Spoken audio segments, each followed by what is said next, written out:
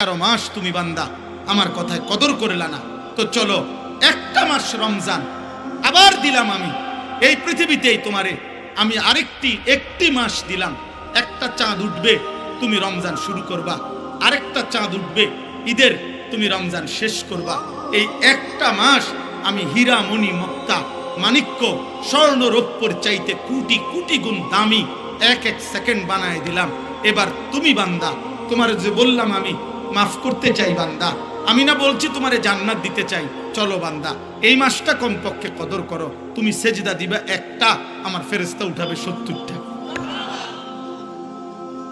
তুমি ডাকবা একবার, ফেরেশতা লিখবে 70। খোদার কসম এটা না, সুবহানাল্লাহ আরো আছে। মানে হলো 70 বার হলো প্রথম।